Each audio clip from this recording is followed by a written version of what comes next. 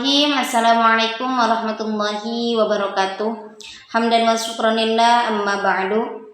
Pertama-tama marilah kita panjatkan puji beserta syukur kehadirat Allah Subhanahu wa taala yang telah memberikan kita nikmat sehat walafiat sehingga kita bisa berkumpul dalam perkuliahan hari ini. Tak lupa salawat beserta salam semoga tetap tercurah limpahkan kepada junjungan kita semua, yakni Habibana wa Nabiyana wa Maulana Muhammad sallallahu alaihi wasallam, kepada para sahabatnya, para tabi'in-tabi'annya, dan tak lupa kepada kita semua selaku umatnya. Amin ya Allah ya Rabbal alamin.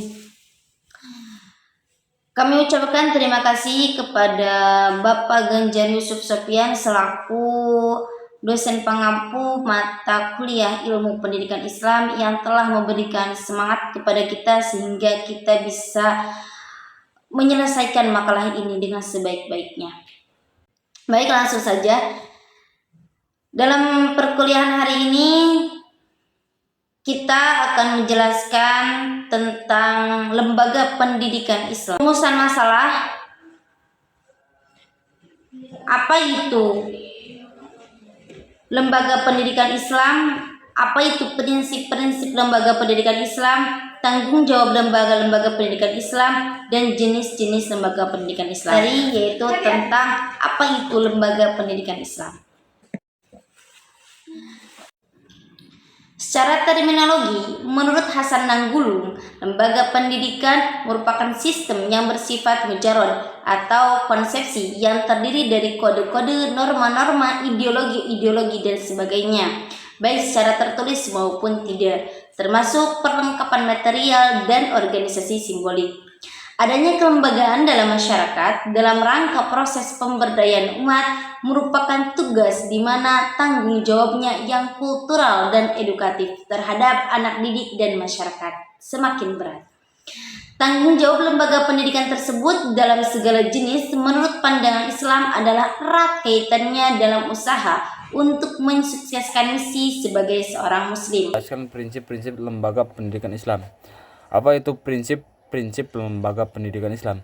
Prinsip lembaga pendidikan Islam memiliki sifat permanen dan ideal. Dalam arti jika pendidikan tersebut dilaksanakan sesuai dengan prinsip tersebut, maka pendidikan tersebut akan mencapai keadaan yang kukuh dan ideal. Dengan mengacu kepada sumber ajaran Islam yaitu Al-Quran, Al-Hadis, sejarah, pendapat para sahabat, dan lain-lain.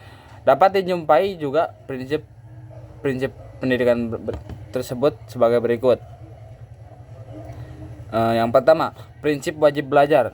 Apa itu prinsip wajib belajar? Prinsip wajib belajar adalah prinsip yang menekankan agar setiap orang dalam Islam bahwa dia dapat meningkatkan kemampuan dirinya, baik itu wawasan, pengetahuan, keterampilan, pengalaman, dan juga intelektual, spiritual, dan sosial merupakan kewajiban yang harus dilaksanakan ataupun ditingkatkan. Yang kedua, prinsip pendidikan untuk semua atau yang berarti dalam istilah bahasa Inggrisnya education for all. Prinsip ini menekankan agar dalam pendidikan tidak terdapat ketidakadilan perlakuan atau diskriminasi. Yang ketiga, prinsip pendidikan sepanjang hayat. Prinsip ini adalah prinsip yang menekankan agar setiap orang dapat terus belajar dan meningkatkan dirinya sepanjang hayat. Yang keempat, pendidikan berwawasan global dan terbuka. Maksudnya adalah bahwa ilmu pengetahuan yang dipelajari bukan hanya yang terdapat dalam negeri saja, tetapi ilmu yang ada di negeri orang lain. Ada pepatah yang mengatakan carilah ilmu ke negeri Cina. Yang kelima, prinsip pendidikan integralistik dan seimbang. Prinsip ini adalah prinsip yang memadukan antara ilmu agama dan pendidikan umum.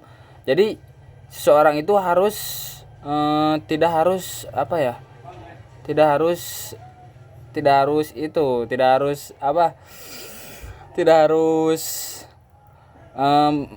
harus belajar agama saja, tetapi ilmu yang lain itu harus. Di sini saya akan menjelaskan tentang tanggung jawab lembaga-lembaga pendidikan Islam. Tanggung jawab lembaga pendidikan Islam dalam segala jenisnya menurut pandang Islam adalah bukan usaha untuk mensukseskan atau misi dalam tuntutan seorang muslim, tuntutan hidup untuk seorang muslim. Itu ada 3 macam. Yang pertama yaitu mensukseskan dalam pembebasan manusia dari ancaman api neraka, sesuai dengan firman Allah Subhanahu wa taala, jagalah dirimu dan keluargamu dari ancaman api neraka.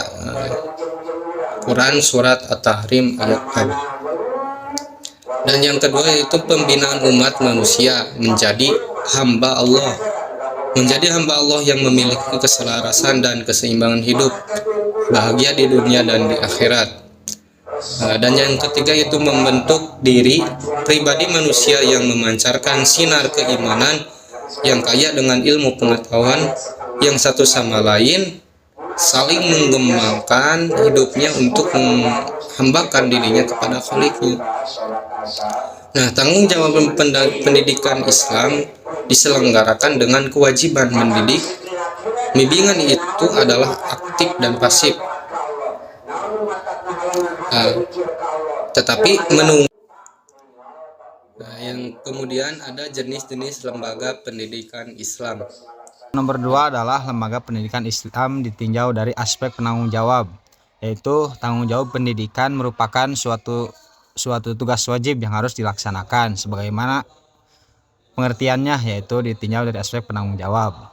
Yang pertama ada lembaga pendidikan informal, yaitu termasuk keluarga. Keluarga sebagai unit terkecil dalam masyarakat adalah persekutuan antar kelompok orang yang mempunyai pola-pola kepentingan masing-masing dalam mendidik anak yang belum ada di lingkungannya. Dalam Islam juga keluarga dikenal dengan istilah usroh atau nasab, yaitu terdapat dalam Al-Quran yang artinya, wahai orang-orang yang beriman, perihalalah dirimu dan keluargamu dari api neraka. Jadi yang maksud informal itu adalah keluarga. Jadi lembaga pendidikan yang pertama, sebagaimana kan ibu dan ayah wajib mendidik anaknya sebagaimana akhlaknya dan yang lainnya.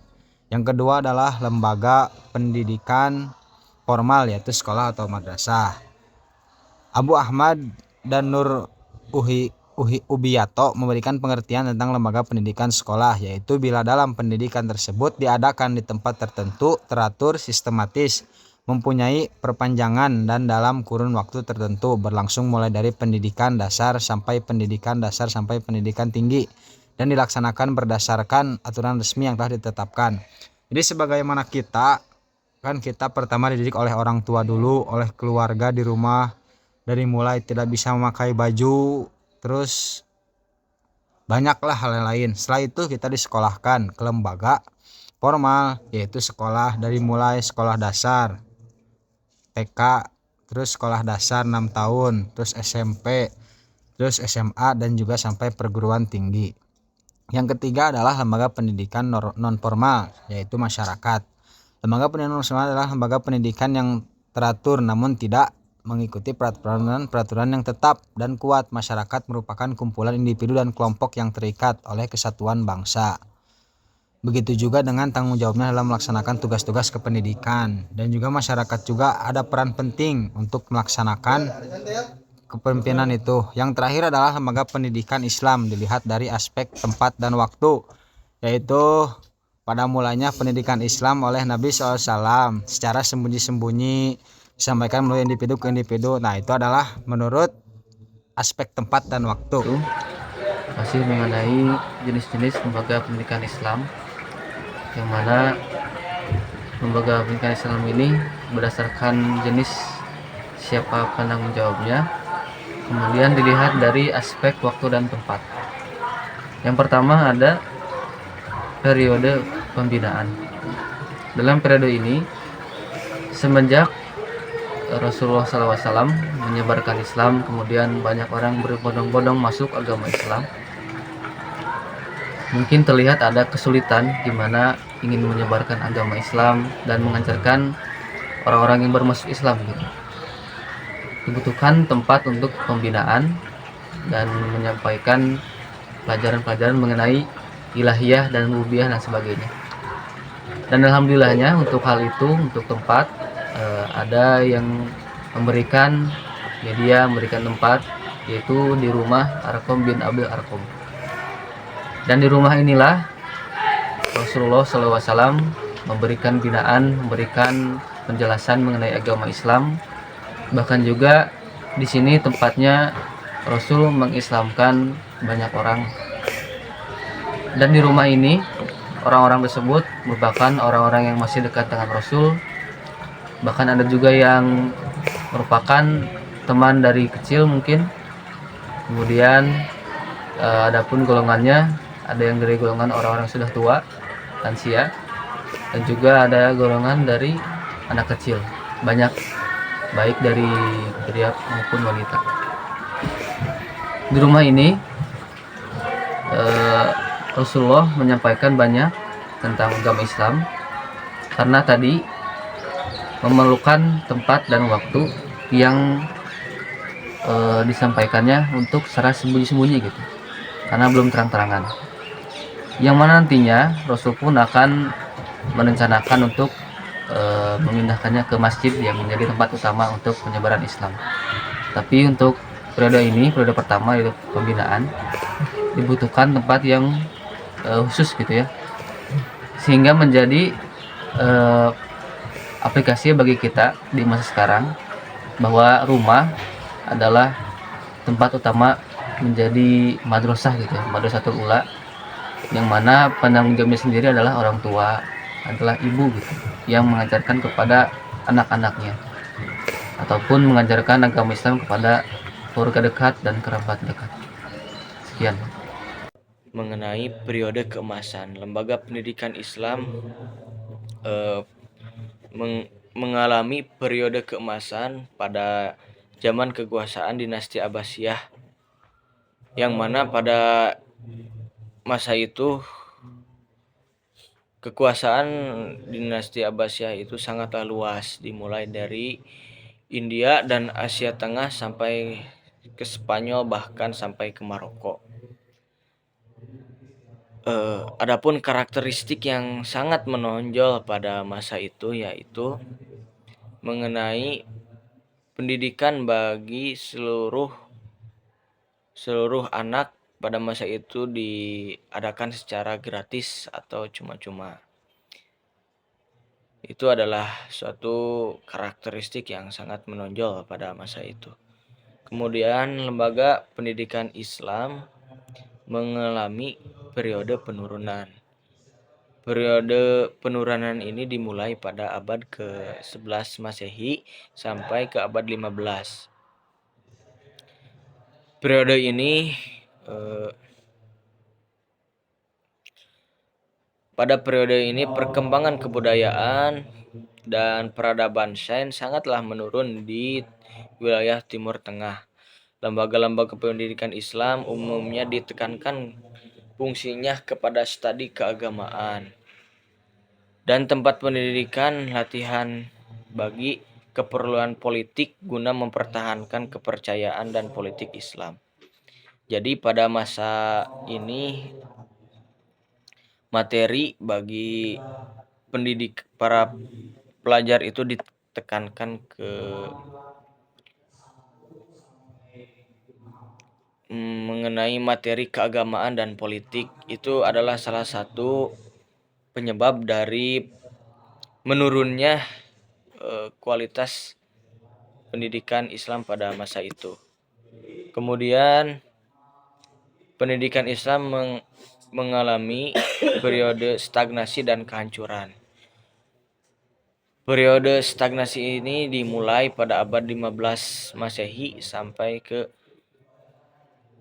abad 19, yang mana keadaan lembaga pendidikan Islam pada masa ini mundur dan bahkan mengalami kehancuran. Masjid-masjid dan sekolah-sekolah yang sangat besar dan indah, namun muridnya hanyalah sedikit, dan mereka itu umumnya hanya mempelajari ilmu fikih. Perhatian mereka terhadap ilmu keduniaan seperti ilmu ekonomi dan yang lainnya itu sangatlah berkurang. yang mana mengakibatkan bantuan ekonomi dan kebudayaan bagi pendidikan juga berkurang. Itu yang menyebabkan periode stagnasi dan kehancuran. Periode modern. Lembaga pendidikan Islam pada periode modern adalah institusi pendidikan yang mengintegrasikan nilai-nilai dan ajaran Islam dengan ilmu pengetahuan dan teknologi kontemporer untuk menghasilkan lulusan yang berkompeten dalam bidang agama dan duniawi. Institusi ini mencakup sekolah Islam terpadu, pesantren modern, madrasah, dan universitas Islam yang menggabungkan kurikulum agama dengan kurikulum umum. Lembaga ini juga memanfaatkan teknologi dalam proses pembelajaran dan menjalin kerjasama internasional untuk meningkatkan kualitas pendidikan serta relevansi lulusan di kancah global.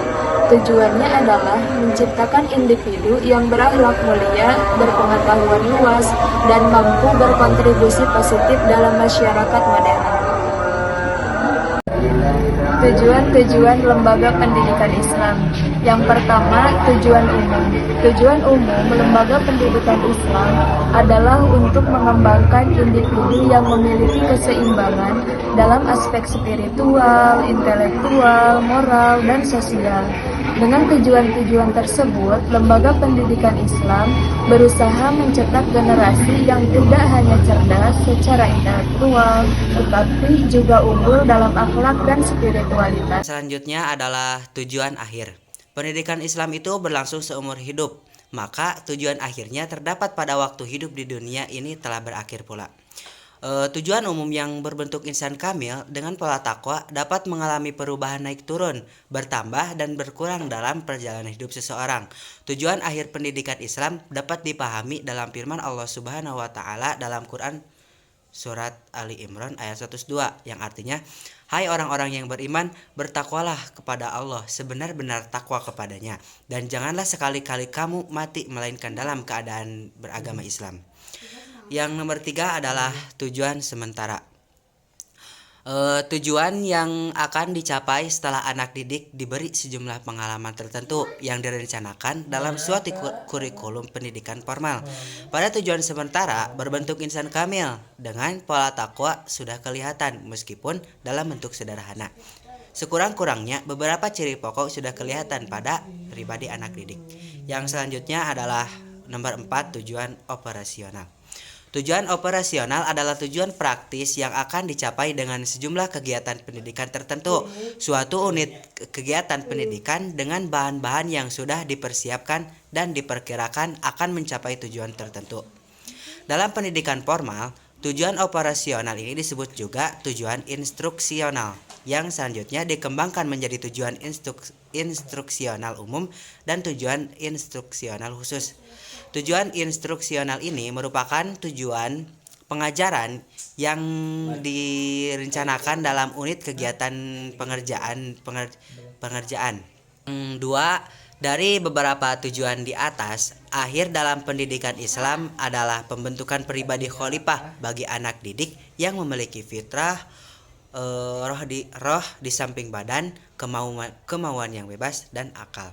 Dengan kata lain, pendidikan adalah pengembangan keempat aspek ini pada manusia agar ia dapat menempati kedudukan sebagai khalifah. Pada tujuan umum dan tujuan sementara, banyak contoh yang dibuat oleh para ahli pendidikan Islam yang telah dibentangkan, akan tetapi perlu diingat seperti beberapa contoh, yaitu guru-guru dan ahli pakar rancang pendidikan yang sesuai dengan tujuan akhir, yaitu membentuk pribadi khalifah. Sekian dan terima kasih. Wassalamualaikum warahmatullahi wabarakatuh.